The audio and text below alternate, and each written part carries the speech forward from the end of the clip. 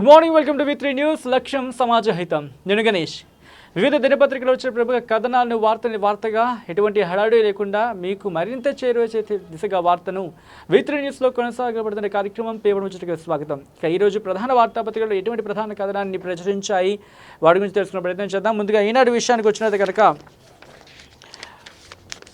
కావేరీ దారిలో గోదావరి జానంపేట నుంచి సాగర్కు గోదావరి జలాలు 238 కిలోమీటర్ల దూరం పైప్ లైన్ నిర్మాణం 247 టీఎంసీల నీటిని మళ్లించేలా ప్రణాళిక 90,562 కోట్ల వ్యయం అవుతుందని అంచనా జాతీయ జల అభివృద్ధి సంస్థ ప్రాజెక్టు నివేదిక అంటూ ఈ కథనానికి సంబంధించి పూర్తి వివరాలను మనం ఈనాడులో చూడొచ్చు. అలాగే బుక్కినోళ్ళు బుక్కయ్యారు. ఈఎస్ఐ మందుల కుంభకోణం దర్యాప్తులో పురోగతి, సంచాలకులు ఇతర ఉద్యోగుల ఇళ్లలో అనిస సోదాలు, ఏకకాలంలో 23 చోట్ల తనిఖీలు, పెద్ద ఎత్తున అక్రమాస్తుల గుర్తింపు అంటూ ఈ కథనానికి సంబంధించి పూర్తి వివరాలను ఈనాడులో 6వ పేజీలో చూడవచ్చు. అలాగే మళ్ళీ కుండపోత, అర్ధరాత్రి హైదరాబాద్ ముంచెత్తిన వరుణుడు 5వ పేజీలో చూడొచ్చు డీటెయిల్స్ని ఈనాడులో. అలాగే వలపు వల ప్రముఖుల విలవిల, మధ్యప్రదేశ్లో అతిపెద్ద సక్స్ రాకెట్, 13 మంది ఐఏఎస్లు, కొందరు మంత్రులు టార్గెట్, వీడియోలు చిత్రీకరించి కోట్లు, కాంట్రాక్ట్ల డిమాండ్, 3 రాష్ట్రాలకు విస్తరించిన కార్యకలాపాలు అంటూ ఈ కథనానికి సంబంధించి పూర్తి వివరాలను మనం 6వ పేజీలో చూడొచ్చు ఈనాడులో. ఇక అలాగే మరొక ప్రధాన దినపత్రిక సాక్షి విషయానికి వచ్చినట్లయితే కనుక ఏదైతే ప్రస్తుతం సరే ఇక డీటెయిల్స్ చూద్దాం. ఇక పసికూన్లపై ప్రయోగాలు, నీలోఫర్లో అక్రమంగా క్లినికల్ ట్రయల్స్ అంటూ ఫార్మా కంపెనీల నుంచి డబ్బులు దండుకుని దుర్మార్గాలు తల్లిదండ్రులకు తెలియకుండానే నిర్వహిస్తున్న వైనం, విచారణకు ఆదేశించిన వైద్య విద్య డైరెక్టర్ అంటూ ఈ కథనానికి సంబంధించి పూర్తి వివరాలు మనం సాక్షిలో చూడొచ్చు. అలాగే మన రైళ్లకు ప్రైవేటు కూత, ఏ రైళ్లు అప్పగించవచ్చు జాబితా ఇవ్వాలన్న రైల్వే బోర్డు, జాబితాలో ఎంఎంటీఎస్ అంటూ ప్రశ్నలు సంధిస్తూనే నేడు ఢిల్లీలో భేటీ అంటూ 18 రైల్వే జోన్లకు గాను 6 జోన్లు 18 రైల్వే జోన్లకు గాను 6 జోన్లు, సౌత్ సెంట్రల్ రైల్వేతో పాటు central railway, northern railway, north central railway, south eastern railway, southern రైల్వేలో పలు రైళ్లు ప్రైవేటు కూత పెట్టనున్నాయి. నేడు ప్రతిపాదనలు సమర్పించే అవకాశం అంటూ వివరాలు 2వ పేజీలో చూడొచ్చు సాక్షిలో. ఇక అలాగే పరవళ్ళంటూ 10 ఏళ్ల కిందటి రికార్డులు చెరిపివేస్తూ జూరాల, శ్రీశైలం, సాగర్లకు ప్రవాహాలు, రోజుకు పుంజుకుంటున్న ప్రవాహాలు అంటూ ఈ కథనానికి సంబంధించి పూర్తి వివరాలను 2వ పేజీలో చూడొచ్చు సాక్షిలో. అలాగే పాలమూరుపై కర్ణాటక పేచి, పాలమూరు రంగారెడ్డి డిండి ప్రాజెక్టులను ఎలా చేపడతారంటూ కొర్రీలు, మాకొద్దు బాబోయ్ మద్యం లైసెన్స్లపై వైన్ షాప్ యజమానుల ఆవేదన, నెల రోజుల రెన్యూవల్ చేసుకుంటే లాభం కన్నా నష్టమే ఎక్కువ, రెన్యూవల్ చేసుకునేందుకు 80% పైగా అనాసక్తి అంటూ వివరాలని మనం 4వ పేజీలో చూడొచ్చు సాక్షిలో. ఇక అలాగే చూసుకుంటే కనుక మరొక ప్రధాన దినపత్రిక నమస్తే తెలంగాణ విషయానికి వచ్చినట్లయితే కనుక ఐఎంఎస్లో మందుల స్కామ్, ఔషధాల కొనుగోళ్ల పేరిట 100 కోట్లలో గోల్మాల్, 11 కోట్ల రూపాయల అక్రమాలపై ఆధారాలు సేకరించిన ఏసీబీ, నకిలీ ఇండెంట్లు, అనర్హ ఏజెన్సీలతో కొనుగోళ్లు, ఐఎంఎస్ డైరెక్టర్, జాయింట్ డైరెక్టర్ ప్రత్యక్ష పాత్ర, సహకరించిన పలువురు సిబ్బంది, ప్రైవేటు వ్యక్తులు, అవినీతి పుట్టను తవ్వుతున్న ఏసీబీ, ఏకకాలంలో రికార్డు స్థాయిలో 23 చోట్ల సోదాలు, పలు సెక్షన్ల కింద కేసులు నమోదు, అవినీతి అధికారులపై కఠిన వైఖరితో ప్రభుత్వం అంటూ ఈ కథనానికి సంబంధించి పూర్తి వివరాలను మనం 2వ పేజీలో చూడొచ్చు నమస్తే తెలంగాణలో. ఇక అలాగే హైదరాబాద్లో భారీ వర్షం, ఉమ్మడి ఖమ్మంలో మోస్తరు వాన, నేడు రేపు రాష్ట్రంలో తేలికపాటి వర్షాలంటూ ఈ కథనానికి సంబంధించి పూర్తి వివరాలను మనం 13వ పేజీలో చూడొచ్చు నమస్తే తెలంగాణలో. ఇక అలాగే పూణేలో జలవిలయం, ముంచెత్తిన వర్షాలు, 17 మంది మృతి, వరదల ధాటికి కూలిన వర్షాలు, దెబ్బతిన్న ఇండ్లు, రహదారులు, కొట్టుకుపోయిన వాహనాలు, వాటిలో మృతదేహాలు, 16,000 మందిని సురక్షిత ప్రాంతాలకు తరలించిన ఎన్డీఆర్ఎఫ్ అంటూ ఈ కథనానికి సంబంధించి పూర్తి వివరాలను మనం 10వ పేజీలో నమస్తే తెలంగాణలో చూడొచ్చు. అలాగే ఆర్ఎఫ్సిఎల్ పునరుద్ధరణకు పూర్తి సహకారం, ఉద్యోగాల కల్పనలో స్థానికులకు అవకాశాలు, స్కిల్డ్, సెమీ స్కిల్డ్ సిబ్బందికి శిక్షణ ఇచ్చేందుకు సిద్ధం, రామగుండం ఫెర్టిలైజర్స్ పై సమీక్షలో మంత్రి కేటీఆర్ అంటూ ఈ కథనానికి సంబంధించి పూర్తి వివరాలని నమస్తే తెలంగాణలో 2వ పేజీలో చూడొచ్చు. అలాగే జూరాల దాటిన 1000 టీఎంసీలు, 19 ఏండ్లలో 4వ రికార్డు స్థాయి అవుట్ఫ్లో, గతంలో 3 సార్లు శ్రీశైలానికి భారీగా నీటి విడుదల, పూర్తి స్థాయి నీటి మట్టాలతో కృష్ణా జలాశయాల్లో జలకళ, అత్యధికంగా 2005-2006లో 1603 టీఎంసీలు, అత్యల్పంగా 2015-16లో 24 టీఎంసీలు. ఈ కథనానికి సంబంధించి పూర్తి వివరాలని 2వ పేజీలో నమస్తే తెలంగాణలో చూడొచ్చు. అలాగే పోక్సో కేసుల విచారణకు 9 ఫాస్ట్ ట్రాక్ కోర్టులు, వివరాలు 2వ పేజీలో నమస్తే తెలంగాణలో. నెట్లో బాల్యం, దేశంలోని వినియోగదారులు 15% మంది 11 ఏండ్లలోపు వారే అంటూ ఒక ఇంట్రెస్టింగ్ కథనాన్ని ప్రచురించడం జరిగింది. నమస్తే తెలంగాణ వివరాల్ని 11వ పేజీలో చూడొచ్చు. అలాగే ఇక మరో ప్రధాన దినపత్రిక ఆంధ్రజ్యోతి విషయానికి వస్తే కనుక నీలినిలో బడాబాబులు, మధ్యప్రదేశ్లో వలపు వల, నలుగురు మాయలేడీల శృంగారజాలం, ఆడి కార్లు, ప్లాట్లు ఇస్తామని కాలేజీ పిల్లలకు ఆశ, ఉద్యోగాలు ఇప్పిస్తామని తల్లిదండ్రులకు ఎర, నేతలు అధికారుల కోరికలకు అమ్మాయిలు బలి, వారిని అడ్డం పెట్టుకుని కాంట్రాక్టుల పట్టివేత, తర్వాత కోట్లు ఇవ్వాలంటూ బ్లాక్మెయిలింగ్ అంటూ ఏదైతే మధ్యప్రదేశ్ కేంద్రంగా ఏదైతే ఈ పని జరిగింది, సెక్స్ రాకెట్ నడిచింది, దానికి సంబంధించి ఒక డీటెయిల్ కథనాన్ని ఆంధ్రజ్యోతి ప్రచురించిందని చెప్పుకోవచ్చు. మన ఇక్కడ 4000 వీడియో ఆడియో క్లిప్లు, స్క్రీన్ షాట్లు పోలీసుల స్వాధీనం, రాసలీలలో వీడియోల్లో మాజీ సీఎం, మాజీ గవర్నర్, 8 మంది మాజీ మంత్రులు, 13 మంది ఐఏఎస్లు అంటూ ఒక సెన్సేషనల్ కథనంగా మనం చెప్పుకోవచ్చు ఈ న్యూస్ని. దీన్ని ప్రచురించడం జరిగింది. 11 పేజీలో డీటెయిల్ చూడొచ్చు. ఇక సర్కారీ వైన్స్ అంటూ ఒక ప్రశ్నను సంధిస్తున్న ఏపీ బాటలో తెలంగాణ, మరో 2000 కోట్లు వస్తాయని అంచనా, అధ్యయనానికి ఆదేశించిన ప్రభుత్వం, మంత్రి కమిషనర్లకు ప్రతిపాదన ఓకే, కింది స్థాయి అధికారుల అభ్యంతరం, లాబియింగ్ చేస్తున్న ఏపీ లిక్కర్ కింగ్, సహకరిస్తున్న తెలంగాణ ప్రాంత ఎంపీ అంటూ ఈ కథనానికి సంబంధించి పూర్తి వివరాన్ని 11వ పేజీలో ఆంధ్రజ్యోతిలో చూడొచ్చు. ఇక అలాగే ఈఎస్ఐ మందుల స్కామ్, ఏసీపీ నజర్, కార్మిక శాఖ డైరెక్టర్ ఇంట్లో సోదాలు, 16 మంది ఉద్యోగుల ఇళ్లలోనూ ఏకకాలంలో 23 చోట్ల ఏసీపీ దాడులు, డైరెక్టర్ సహా 21 మందిపై కేసులు, పలువురి అరెస్టుకు రంగం సిద్ధం, రాష్ట్ర ఖజానాకు 10 కోట్ల నష్టం అంటూ పూర్తి వివరాలు 14 పేజీలు ఆంధ్రజ్యోతిలో. ఇక అలాగే ఇదేం వాన, రాత్రిపూట మరోసారి కుండపోత, లోతట్టు ప్రాంతాలు జలమయం, హైదరాబాద్లో కురిసిన భారీ వర్షానికి సంబంధించి మనం చూడొచ్చు. అలాగే వచ్చే నెలలో ఉద్యాన వసతి ప్రారంభం, కొండా లక్ష్మణ బాపూజీ పేరిట ఏర్పాటు, ములుగులో పూర్తయిన ప్రాంగణ నిర్మాణం, ప్రారంభించిన ముఖ్యమంత్రి కేసీఆర్. ఇక రామగుండంలో టీఆర్ఎస్ బీజేపీ ఘర్షణ, కేంద్ర మంత్రి సదానంద గౌడ్ను అడ్డుకున్న TRS MP MLA, BJP TRS నేతల బాహాబాహి అంటూ ఈ కథనానికి సంబంధించి పూర్తి వివరాలను మనం 3వ పేజీలో చూడొచ్చు, 12వ పేజీలో చూడొచ్చు. ఇక రాష్ట్రంలో ఆర్థిక క్రమశిక్షణ లేదు అంటూ ఏదైతే కిషన్ రెడ్డి గారు అన్నారో దానికి సంబంధించి పూర్తి వివరాలు మనం 3వ పేజీలో చూడొచ్చు. ఈరోజు వచ్చిన ప్రముఖ కథనాల మీద విశ్లేషణ అందించడానికి మనతో పాటు స్టూడియోలో మరికొద్దిసేపట్లో జాయిన్ కాబోతున్నారు కులాన్ శంకర్ రెడ్డి, బీజేపీ రాష్ట్ర కిసాన్ మోర్చా ప్రధాన కార్యదర్శి. ఆయనతో మాట్లాడి ఈరోజు వచ్చిన ప్రముఖ కథనాలు, ప్రతి కథనాలపై ఆయనతో ముచ్చటించడంతో ఒక చిన్న బ్రేక్ తీసుకుందాం. బ్రేక్ తర్వాత డిస్కషన్లోకి వెళ్దాం. చూస్తూనే ఉండండి V3 న్యూస్, లక్ష్యం సమాజహితం.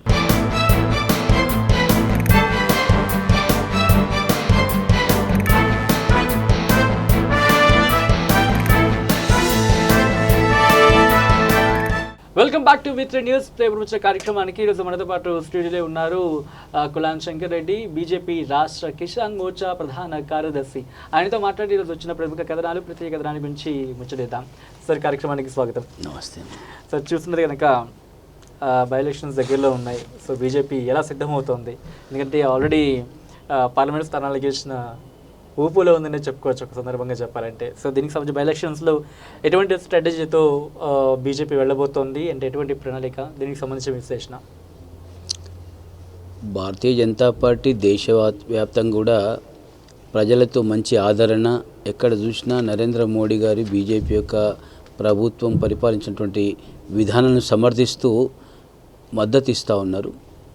అదేవిధంగా ఈనాడైతే తెలంగాణలో 4 పార్లమెంట్ స్థానాలు గెలుచుకొని ఉత్సాహంతో ఉన్నటువంటి బీజేపీకి హుజూర్ నగర్ అసెంబ్లీ అనేది ఒక ఛాలెంజ్గా భావించవచ్చు. అయినా కూడా గత 4 మాసాలుగా భారతీయ జనతా పార్టీ హుజూర్ నగర్ నియోజకవర్గంలో ఒక సీరియస్నెస్గా ప్రజల మధ్యలో ప్రజలకున్న సమస్యల మీద ఒక అవగాహనతో ఒక మంచి స్ట్రాటజీతో బీజేపీ నిర్మాణమై ముందుకు ప్రయత్నం చేస్తూ ఉంది. అక్కడ ఒక డాక్టర్గా పనిచేస్తున్నటువంటి ఒక మంచి వ్యక్తిని, భారతీయ జనతా పార్టీ రామారావు అనే అభ్యర్థిని కూడా ఈనాడు ముందుకు తీసుకొస్తూ ఉంది. కాబట్టి భారతీయ జనతా పార్టీ కాంగ్రెసు టీఆర్ఎస్లకు ధీటుగా బీజేపీ అభ్యర్థి ముందుకు పోతాడు. నిజంగా కూడా తెలంగాణలో ఒక విచిత్రమైనటువంటి ఒక ఆశ్చర్యకరమైనటువంటి ఫలితం హుజూర్ నగర్లో పునరావృతమని చెప్పి నేను భావిస్తూ ఉన్నాను. Right sir. అంటే చూసుకుంటే కనుక ఈ మధ్యకాలంలో చూసుకుంటే కనుక టీఆర్ఎస్ ఎదుర్కోవడానికి కాంగ్రెస్ నెక్స్ట్ స్ట్రాటజీ కాదు, నెక్స్ట్ బీజేపీ రాబోతుందని మీ బీజేపీ వాళ్ళు అంటున్నమాట. సో దీనికి సంబంధించి అంటే మళ్ళీ ఎదుర్కోవడం వరకైనా లేకపోతే పవర్లు రావడానికి అంటే ఎటువంటి ప్రణాళిక ఉండబోతుంది దీనికి సంబంధించి? బీజేపీ కేవలం ఏదో మాటలు చెప్పి సవాళ్ళు ప్రతి సవాలు విసిరి నిలబడమే కాదు, ప్రజల మధ్యలోకి చేరువై ప్రజల గుండెల్లో భారతీయ జనతా పార్టీ కమలం పువ్వు గుర్తును తీసుకెళ్ళి బీజేపీ బలోపేతం కావడానికి కోసం, బీజేపీ అధికారంలో రావడం కోసం పూర్తిగా ప్రయత్నం చేస్తూ ఉన్నాం. ఈ రాష్ట్రంలో ఉన్నటువంటి బీజేపీ జాతీయ నాయకులు కావచ్చు, రాష్ట్ర నాయకులు కావచ్చు, అందరూ కూడా ఏకదాటి మీద అనేక మంది ఈనాడు భారతీయ జనతా పార్టీకి ఉన్నటువంటి పరిపూర్ణమైన నాయకత్వం మరే పార్టీకి లేని విధంగా ఇలా టీఆర్ఎస్ను ఎదుర్కొని టీఆర్ఎస్ను రేపు కూలదోసేటువంటి, టీఆర్ఎస్ను దెబ్బతీసేటువంటి, ఓడించేటువంటి దమ్ము సత్తా ఉన్న party Bharatiya Janata party. Congress party నామమాత్రంగా అక్కడక్కడ కొన్ని చోట్ల ఉంది, కానీ ఈనాడు బీజేపీ ప్రత్యామ్నాయంగా ఉంది. ఎక్కడ చూసినా ఈనాడు రచ్చబండలో, నడి బజార్లో ఎక్కడ చూసినా భారతీయ జనతా పార్టీ రేపు అధికారంలోకి వస్తుంది, రేపు మీ పార్టీ అధికారంలోకి వస్తుంది, రేపు బీజేపీ టీఆర్ఎస్ను ఓడించబోతా ఉందని ఎక్కడ చూసినా ఒక పాజిటివ్ థింకింగ్తో బీజేపీ వేవ్ కొనసాగుతూ ఉంది. ఈ బీజేపీ వేవ్ రేపు హుజూర్ నగర్లో కూడా ఒక చారిత్రాత్మకమైనటువంటి నిర్ణయాన్ని ప్రజలు ఇవ్వబోతూ ఉన్నారు. ఇది రాష్ట్ర వ్యాప్తంగా అమలు కాబోతూ ఉంది. దాన్ని జీర్ణించుకునేటువంటి ఈ యొక్క టీఆర్ఎస్ శ్రేణులు బీజేపీ అంటే లేదు, బీజేపీ అంటే అడ్డిమారు గుడ్డి దెబ్బ, బీజేపీ అంటే ఏదో గాలిలో వచ్చిందని చెప్పి మాట్లాడడం అంటే నిజంగా వాళ్ళకు అవగాహన ఉండి అవగాహన లేకనా ఏ విధంగా మాట్లాడో అర్థం కావట్లేదు. కానీ స్వయాన ఒక ముఖ్యమంత్రి కుమార్తెను ఓడించిన దమ్మున్న పార్టీ బీజేపీ పార్టీ. ఒక ముఖ్యమంత్రి యొక్క కుమారుడు సిరిసిల్లలో ప్రాతినిధ్యం వహిస్తున్న కరీంనగర్ నియోజకవర్గంలో మా యొక్క బండి సంజయ్ గారు గెలిచారు, నిజామాబాద్లో అరవింద్ గారు గెలిచారు. ఇంతకంటే మించి ప్రాక్టికల్ ఎక్స్పీరియన్స్ ఇంకేం కావాలి టీఆర్ఎస్ పార్టీకి అని చెప్పి మీ ద్వారా ప్రశ్నిస్తూ ఉన్నాను.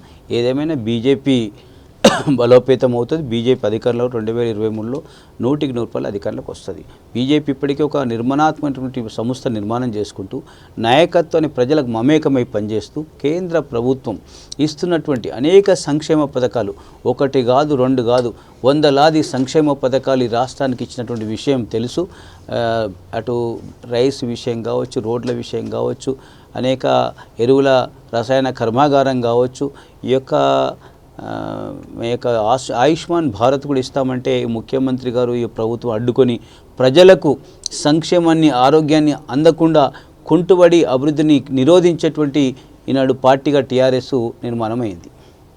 రైట్ సార్, చూసుకుంటే కనుక ఈ క్యాంపెయినింగ్ సంబంధించి అటు బీజేపీ హైకమాండ్ నుంచి ఎవరు రాబోతున్నారు, అక్కడి నుంచి ఎటువంటి ప్రణాళిక రాబోతుంది? బీజేపీ ప్రచారంలో ఈ రాష్ట్రంలో ఉన్న నాయకత్వం మాకు ఒక అపారమైన అనుభవం ఉన్నటువంటి నాయకత్వం మాకుంది. ఈ రాష్ట్రంలో కేంద్ర హోంశాఖ సహాయ మంత్రి గారు మాకున్నారు. ఈ రాష్ట్రంలో జాతీయ బీజేపీ ప్రధాన కార్యదర్శి మురళీధరరావు గారు ఉన్నారు. మాజీ గవర్నర్ క్రియేషియాల్లో తిరిగి అడుగుపెట్టిన మా చెన్నమనేని విద్యాసాగర్ రావు గారు ఉన్నారు. మా ఎమ్మెల్సీ రామచంద్రరావు గారు ఉన్నారు. అనేక మంది పార్టీ నాయకత్వం మాకుంది. మాకు నాయకత్వం ప్రచారంలో లోపం లేదు. ఈనాడు వారే కాకుండా మాకున్న అనేక మంది మాజీ మంత్రులు, మాజీ ఎమ్మెల్యేలు, మాజీ ఎంపీలు, ఇటీవల బీజేపీలో 6 మాసాలుగా చేరిన వారు అనేక మంది ఈనాడు మాకున్న వేలాది మంది కార్యకర్తల బలమున్న పార్టీ బీజేపీ పార్టీ. వీరితో పాటుగా మాకు అటు ఆంధ్రలో ఉన్నటువంటి ముఖ్య నాయకులు కొంతమంది ప్రచారానికి వచ్చే అవకాశం ఉంది. వారే కాకుండా కేంద్రం నుంచి కూడా ఒకరు ఇద్దరు కేంద్ర మంత్రులు వచ్చి కూడా మనకు ప్రచారం నిర్వహించే అవకాశం ఉంది. ప్రజలకు వాస్తవం చెప్పడానికి ప్రయత్నం చేస్తాం. ఏదైతే జరిగే ఉప ఎన్నికల్లో ఆల్రెడీ ఎమ్మెల్యేగా ఉన్నాయన మన ఉత్తమ్ కుమార్ రెడ్డి గారు ఎంపీగా ఉన్నారు. వారి కుటుంబానికి పెద్ద ఒరిగేది ఏం లేదు. ఇప్పుడు రెండవది కేసీఆర్ టీఆర్ఎస్ ప్రభుత్వానికి సంపూర్ణమైన మెజారిటీ ఉంది. ఆ ప్రభుత్వం ఈ యొక్క సీట్తో పడిపోయే పరిస్థితి లేదు. మూడవది బీజేపీ ఏం నినాదం ఏమవుతా ఉందంటే ఈ హుజూర్ నగర్ నియోజకవర్గంలో కాంగ్రెస్ టీఆర్ఎస్లకు ధీటుగా భారతీయ జనతా పార్టీ నుండి ఒక విద్యావేత్త, ఒక సంఘ సేవకుడిని తీసుకొస్తా ఉన్నాం. సామాన్యమైనటువంటి ఒక వ్యక్తిని తీసుకొస్తా ఉన్నాం. గెలిపించండి, నరేంద్ర మోడీ గారికి, భారతీయ జనతా పార్టీకి ఒక బహుమానంగా ఇవ్వాలని చెప్పి మేము హుజూర్ నగర్ నియోజకవర్గ ప్రజానీకానికి ప్రాధేయపడుతున్నాం, విజ్ఞప్తి చేస్తూ ఉన్నాం. అభివృద్ధి కోసం, తెలంగాణ యొక్క రక్షణ కోసం మేము ఈనాడు ప్రజల్ని ఓట్లు అడుగుతూ ఉన్నాం. ఈ కుటుంబ వారసత్వ రాజకీయాలు పక్కన పెట్టాలంటున్నాం. ఒకవైపు ఈనాడు టీఆర్ఎస్ అయినా, రెండో వైపు కాంగ్రెస్ అయినా వారసత్వ రాజకీయాలను కొనసాగిస్తూ ఉంది, వంశ పరంపర రాజకీయాలు కొనసాగిస్తూ ఉంది. భారత ప్రజల పార్టీగా, తెలంగాణ ప్రజల పార్టీగా బీజేపీ తెలంగాణలో అన్ని వర్గాల పార్టీగా ఈనాడు నిర్మాణం అయింది. ఆ విధంగా ముందుకు పోతాం. ఒక మంచి స్ట్రాటజీతో కేంద్ర మంత్రులు, జాతీయ నాయకత్వం, అనేక మంది ప్రముఖులు ఈ యొక్క ప్రచారంలో పాల్గొని బీజేపీ గెలుపు కోసం క్రియాశీలకంగా ఒక పూర్తి విశ్వాసంతో పనిచేస్తాం. టీఆర్ఎస్ దిమ్మె తిరిగే విధంగా మేము ప్రయత్నం చేస్తాం. రైట్ సార్, చూసుకుంటే కనుక నిన్న కిషన్ రెడ్డి గారు మాట్లాడడం, ఏదైతే జీఎంలతో రైల్వే జీఎంలతో ఆయన సమావేశం నిర్వహించడం చూస్తుంటే కనుక ఎటువంటి ఒక ఎగ్జైట్మెంట్ అనేది కనిపిస్తుంది. ఎందుకంటే ఒక యాక్టివ్ రోల్ అనేది మధ్య కనిపిస్తుంది ఆయనది. దానికి సంబంధించి ఏదైతే ఒక ఇన్సిడెంట్ జరిగింది దానికి సంబంధించి టోల్ ఫ్రీ నెంబర్స్ గురించి చెప్పడం కానీ, లేకపోతే దక్షిణ మధ్య రైల్వేకి సంబంధించి జీఎంతో ఆయన మీటింగ్ నిర్వహించడం కానీ ఒక యాక్టివ్ రోల్ అనేది కనిపిస్తుంది. దీనికి సంబంధించి ఎటువంటి సంకేతాలు, ఎందుకంటే లైక్ మన నుంచి వెళ్తున్న ఒక పర్సన్ యాక్టివ్ రోల్ అక్కడ ఉండడం అనేది చాలా కీలకమైన అంశం. సో దీన్ని ఎలా చూడొచ్చు మనం? అంటే తెలంగాణలో కేంద్ర ప్రభుత్వం ద్వారా అభివృద్ధి జరిగేటువంటి ఏవైతే సంక్షేమ పథకాలు ఉన్నాయో ఈ సంక్షేమ పథకాలని 3.5 కోట్ల తెలంగాణ ప్రజలకు తెలియపాల్సిన అవసరం మా మీద ఉంది, తెలపాల్సిన అవసరం మా మీద ఉంది. తెలంగాణ ప్రజలకు కేంద్ర ప్రభుత్వం నరేంద్ర మోడీ ప్రధానమంత్రి నాయకత్వంలో బీజేపీ ప్రభుత్వం ఏమి సంక్షేమ పథకాలు ఇస్తూ ఉందనేది బయటికి తెలియజెప్పడం కోసమే ఈ యొక్క సమీక్షలు, ఈ యొక్క సమావేశాలు ప్రజల మధ్య వివరించడం ఇవన్నీ కూడా చేస్తూ ఉన్నాం. ఎందుకంటే అనవసరంగా ఇక్కడ ఆర్థిక మాధ్యమం ఈ రాష్ట్రంలో పెట్టుకొని ఈ రాష్ట్రం అప్పుల ఊబిలో పెట్టుకొని ఈ ముఖ్యమంత్రి క్యాబినెట్ ఈ యొక్క TRS party Bharatiya Janata party మీద నరేంద్ర మోడీ గారి పైన అవాకులు చవాకులు చేస్తూ బీజేపీని నిందించేటువంటి, కేంద్రాన్ని నిందించేటువంటి ప్రయత్నం అయితే చేస్తూ ఉందో దీన్ని మేము ప్రజల మధ్యలో ఒక శ్వేతపత్రంలాగా ఒక ప్రజల మౌత్గా ఈనాడు మేము ప్రచారం చేయాల్సిన అవసరం, చెప్పుకోవాల్సిన అవసరం ఉంది. తప్పకుండా చెప్పుకుంటాం. ప్రజలు ఆదరిస్తూ ఉన్నారు. మా కిషన్ రెడ్డి గారు నిజంగా ఒక డైనమిక్గా మా కిషన్ రెడ్డి గారు కాకుండా మా యొక్క రాష్ట్ర రథసారథి డాక్టర్ లక్ష్మణ్ గారు సంపూర్ణంగా ప్రతిరోజు ప్రజల మధ్యలో ప్రజల బాణిని తెలియజేస్తూ కేంద్రానికి రాష్ట్రానికి అనుసంధానంగా చేస్తూ ప్రజల అభివృద్ధి కోసం ప్రయత్నం చేస్తూ ఉన్నారు. దీన్ని స్వాగతించాల్సిన అవసరం ఉంది. రైట్, ఇక్కడ తెలంగాణ నుంచి కాస్త మధ్యప్రదేశ్ వైపు వెళ్దాం. నిన్న చూసుకున్నది కనుక సెన్సేషనల్గా నిలిచిన కథనం అది. మధ్యప్రదేశ్ సీఎం కమల్నాథ్ గారి సీటుకి ఎసరు పెడుతుందంటారా ఇష్యూ? అంటే ఏదైతే సెక్స్ ర్యాకెట్ విషయాన్ని బయటకు వచ్చిందో చాలా సెన్సేషనల్గా మారింది. సో ఆల్రెడీ మధ్యప్రదేశ్కి కమల్నాథ్ గారికి ఆల్రెడీ వాళ్ళకు ఉండవలసిన ఇబ్బందులు వాళ్ళకు ఉన్నాయి. సో ఇది కూడా వాళ్ళకి ఇంకొక దెబ్బ అవ్వబోతుందో ఎదురు దెబ్బ కింద చెప్పుకోవచ్చు వాళ్ళకి. ఇది ఈనాడు అయితే ఒక సెక్స్ రాకెట్ మధ్యప్రదేశ్లో కొనసాగుతూ ఉందో దీన్ని యావత్తు భారతదేశం ముక్త కంఠంతో ఖండించాల్సిన అవసరం ఉంది. ఈ యొక్క సెక్స్ రాకెట్ను ఏ పార్టీ చేసినా, ఏ ప్రభుత్వం చేసినా అది పొరపాటుగా భావించాల్సి వస్తుంది. అది తప్పుగా భావించాల్సిందే. వారికి అలాంటి తప్పు చేసిన వారికి శిక్ష తప్పదు. నేను అనుకుంటాను మధ్యప్రదేశ్లో ముఖ్యమంత్రి కమల్నాథ్ గారు నాయకత్వంలో ఉంది కాబట్టి ఈ రాకెట్ కొనసాగడం అనేది చాలా విచారకరం. రేపు దీని మీద డీటెయిల్గా ఎంక్వైరీ జరిగి రేపు తప్పకుండా వాళ్ళ యొక్క అధినాయకత్వం కూడా కమల్నాథ్ను రాజీనామా కోరేటువంటి అవకాశాలు ఉంటాయి. వాళ్ళకు ఆల్రెడీ బీజేపీకి బోటాబోటీ మెజారిటీ ఉంది కాబట్టి కమల్నాథ్ ప్రభుత్వానికి ముప్పు వాటిల్లనే చెప్పుకోక తప్పదు. ఎందుకంటే అక్కడ చూసుకుంటే కనుక ఆల్రెడీ సీనియర్స్ జూనియర్స్ అని ఒక ఇష్యూ నడుస్తుంది కాంగ్రెస్లో. ఒక అంతర్కలహంగా అనేది నివురుగప్పుడు నిప్పులో ఉంది. అది ఎప్పుడు బయటకు వస్తుందో తెలియని పరిస్థితి. ఒకవేళ వస్తే మాత్రం కనుక మధ్యప్రదేశ్ సంబంధించి ఈ ఇష్యూ కూడా పెద్ద రైస్ అయ్యే ఇష్యూలో కనుక చాలా పెద్ద ఇష్యూ అవుతుంది. ఈ ఇష్యూలో కాంగ్రెస్ పార్టీ తుడిచిపెట్టుకోక తప్పదు. అక్కడ ఆల్రెడీ తను ఎప్పుడు ఓడిపోతాడో తెలియని పరిస్థితిలో భయాందోళనలో కమల్నాథ్ గారు ఉన్నారు. తన యొక్క పదవి కుర్చీ ఎప్పుడు లాక్కోవాలని జూనియర్లుగా ఉన్నటువంటి నాయకత్వం ఆల్రెడీ కాంగ్రెస్లోనే ప్రయత్నం చేస్తూ ఉంది. రెండవ వైపు బీజేపీకి కాంగ్రెస్కు 1-2 సీట్లే తేడా ఉంది. ఈ పరిణామాలతో కమల్నాథ్కు మధ్యప్రదేశ్లో ఒక 100% రేపు ప్రమాదం పొంచి ఉందని మనం అనుకోవాల్సిన అవసరం ఉంది. చూసుకుంటే కనుక అటు సింధియా కానీ, జ్యోతిరాదిత్య సింధియా కానీ, లేకపోతే సచిన్ పైలట్ కానీ, ఇటు యువరక్తం ఒకవైపు అలాగే గెహ్లోట్, అలాగే కమల్నాథ్ గారు, అంటే ఒక ఏదైనా ఒక ఇష్యూ వస్తే ఇన్నాళ్ళు ఒక యునైటెడ్ ఒక వాణి అనేది ఉండేది. అంటే ముక్త కంఠంతో కాంగ్రెస్ ఒక స్టాండ్ ఇచ్చేది.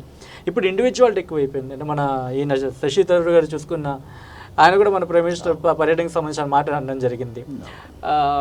ఇండివిజువల్గా ఇక్కడ అంటే భారతదేశం విషయానికి వచ్చిన వరకు ఏదైనా ఓకే, బట్ ఆయన బయటకు వెళ్తున్నారు, ఒక భారత్ని రిప్రజెంట్ చేస్తున్నప్పుడు ఆయన భారత ప్రధానిగానే చూడాలి తప్ప విమర్శించడానికి లేదన్నట్టు ఆయన మాట్లాడారు. దాన్ని కూడా తప్పుపడిన సందర్భాలు కనిపిస్తున్నాయి కాంగ్రెస్లో. అంటే ఈ మొత్తం ఎలా చూడొచ్చు, ఎందుకంటే ఒక పాయింట్ ప్రాపర్గా మాట్లాడుతున్నప్పుడు దాన్ని డైవర్షన్ చేసే ఛాన్సెస్ ఎక్కువ కనిపిస్తున్నాయి సార్ కాంగ్రెస్ నుంచి అని ఆ విధంగా చూడొచ్చా, లేకపోతే ఏ విధంగా చూడొచ్చు అంటారు దీన్ని? ఇప్పుడు కాంగ్రెస్ పార్టీ ఇలాంటి యొక్క సెక్స్ రాకెట్ కానీ, అవినీతి ఆరోపణలు కానీ, అవినీతి కుంభకోణాల్లో కానీ కాంగ్రెస్ పార్టీ నేల నుంచి ఆకాశం దాకా అవినీతికి పాల్పడింది. అందుకే కాంగ్రెస్ పార్టీని ప్రజలు దూరం పెట్టేశారు. రెండవది, ఈనాడు ఇలాంటి యొక్క సెక్స్ రాకెట్స్తో మీరు చూశారు, గతంలో మన యొక్క దిగ్విజయ్ సింగ్ గారి యొక్క ప్రవర్తన ఏంటో మీరు చూశారు, ఇతర కాంగ్రెస్ నాయకుల యొక్క ప్రమేయం ఏంటో మీరు చూశారు. ఈనాడు ఇలాంటి యొక్క సమస్యలు వస్తూ ఉంటే ప్రజలు రాజకీయాలంటే అసహించుకునేటువంటి పరిస్థితులు బయటకు వస్తూ ఉన్నాయి. అదేవిధంగా ప్రత్యేకంగా కాంగ్రెస్ పార్టీ అంటే ప్రజలు ఈనాడు తీవ్రంగా అసహించుకుంటూ ఉన్నారు. అసలు ఏం జరుగుతూ ఉంది భారతదేశంలో, ఒక జాతీయత, భారత సంస్కృతి సాంప్రదాయాలు ఎక్కడ పోతా ఉన్నాయంటే భయాందోళన ప్రజల్లో వస్తూ ఉంది. అలాంటి పరిస్థితుల్లో భారతీయ జనతా పార్టీకి ఒక దేశ ప్రధానిగా, ఒక ఉక్కు మనిషిగా నరేంద్ర మోడీ గారు దేశ ప్రజల ఆత్మగౌరవం, దేశ ఆత్మగౌరవాన్ని కూడా ప్రపంచవ్యాప్తంగా నిలబెట్టేటువంటి ప్రయత్నంలో మోడీ గారు చేస్తూ ఉన్నారు. ఆ విధంగా ముందుకు పోతూ ఉన్నారు. ఈ తరుణంలో కూడా వారిని వ్యక్తిగతంగా దూషించి, వ్యక్తిగతంగా మాట్లాడి ఈనాడు అమెరికా లాంటి ఒక అగ్రరాజ్యం నరేంద్ర మోడీ గారిని nation of the India father అని ఇండియాకు అని చెప్పి అన్నటువంటి సందర్భంలో ఈ సందర్భం వారిని కూడా దాన్ని బీజేపీ అనడం లేదు. పోనీ బీజేపీ పార్టీ అన్నదో, బీజేపీ ముఖ్యమంత్రులు అన్నారో, బీజేపీ కార్యకర్తలు అన్నారంటే అదొక వేరే విషయం. కానీ సాక్షాత్తు ఒక ప్రపంచంలో అగ్రరాజ్యమైనటువంటి అమెరికా అధ్యక్షుడు ట్రంప్ చేయడం నిజంగా ఇది చాలా గర్వించదగ్గ విషయం. మన యొక్క ఇండియన్, మన భారతీయుడు, ఒక సాధారణమైన ఛాయ్ వాలా ఈనాడు ఇంత పెద్ద ఎత్తున ప్రపంచంలో గుర్తింపు తీసుకొస్తూ ఉన్నారంటే, గౌరవం దొరుకుతుందా అంటే నిజంగా ఈ దేశ ప్రజల యొక్క ఆశీస్సులతో నరేంద్ర మోడీ గారు దీన్ని సాధిస్తూ ఉన్నారు. ఇది మంచి పరిణామం. దాన్ని కూడా రాజకీయం చేసి కాంగ్రెస్ పార్టీ కానీ, కమ్యూనిస్టులు కానీ, మజ్లిస్ పార్టీ కానీ దుర్మార్గమైనటువంటి మాటలతో మాట్లాడి చాలా బాధాకరం. మేం పార్టీ అసలు ఒక రాజకీయ పార్టీ కాదు, అదొక మతతత్వ పార్టీ, అదొక రిలీజన్ బేస్డ్ పార్టీ. అసలు ఒక సందర్భంలో మజ్లిస్ పార్టీని నిషేధం చేయాల్సిన అవసరం ఉంది. కానీ ఒక ప్రధానమంత్రి మీద అమెరికా ట్రంప్ మాట్లాడిన విషయాన్ని, ద్వంద్వ పరిణామాలని, మోడీ గారిని ఇచ్చినటువంటి మాటను ఇది పద్ధతి కాదని చెప్పడం, దీన్ని ఖండిస్తూ ఉన్నాం. రాజకీయ పార్టీలను ఒక దేశ ప్రధానిగా అన్ని పార్టీల వారు విదేశాల పర్యటనలో ఉన్నప్పుడు మన అందరం కూడా సమర్థించి మద్దతు ఇస్తే వారికి నైతికంగా బలం చేకూరుతుంది. నైతికంగా దేశం మద్దతు చేకూరితే వారు బలోపేతమై వారు పరిపూర్ణంగా మరింత మన దేశం కోసం వారు కృషి చేసే అవకాశాలు ఉంటాయి. దేశ అభివృద్ధి కోసం రావాల్సినటువంటి పెట్టుబడులు ఏవైతే ఉన్నాయో ఆ పెట్టుబడులన్నీ కూడా తీసుకొచ్చి ఈ రాష్ట్రాన్ని, ఈ దేశాన్ని అభివృద్ధి చేయడం కోసం ఎంతో కృషి చేసేటువంటి పరిస్థితుల్ని మరింత సమర్థత, ఉత్సాహం వస్తుందని చెప్పి భావిస్తున్నాం. రైట్ సార్, చూసుకుంటే అలాగే నిన్న చాలా రోజుల తర్వాత ఇరాన్ అంటే ఇరాన్కి అలాగే అమెరికాకి మధ్య జరుగుతున్న వాణిజ్య యుద్ధంలో ఇటు భారత ప్రధాని అటు ట్రంప్ని కలవడం జరిగింది, ఇటు రౌహానీ గారిని కూడా కలవడం జరిగింది. సో చూసుకున్నట్టయితే ఎందుకంటే ఆల్రెడీ మనకి ఇంధన సంక్షోభం ఏదైతే ఉందో అది కొంచెం మనకి ఇంపాక్ట్ అయ్యింది మాట కింద చెప్పుకోవచ్చు అది. సో ఆ కలయిక తర్వాత ఎటువంటి అంటే ఆశాజనకమైన ఫలితాలు ఎక్స్పెక్ట్ చేయొచ్చు అంటారు? ఇప్పుడు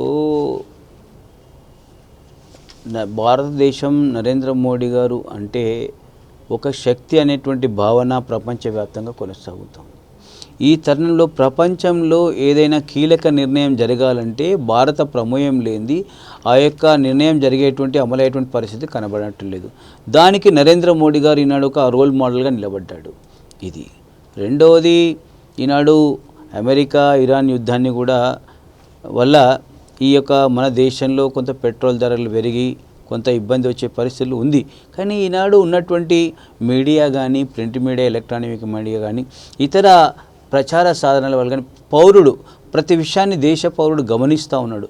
దీనికి భారతీయ జనతా పార్టీ సంబంధం లేదు, దీనికి నరేంద్ర మోడీ గారికి సంబంధం లేదు. ఇది ఒక ప్రపంచవ్యాప్తంగా జరుగుతున్న పరిణామాల వల్ల, అమెరికా ఇరాన్ వల్ల జరిగేటువంటి పరిణామాల వల్ల ఇక్కడ ఇబ్బందులు వస్తూ ఉన్నాయని చెప్పి ఈనాడు ప్రజలు గమనిస్తూ ఉన్నారు.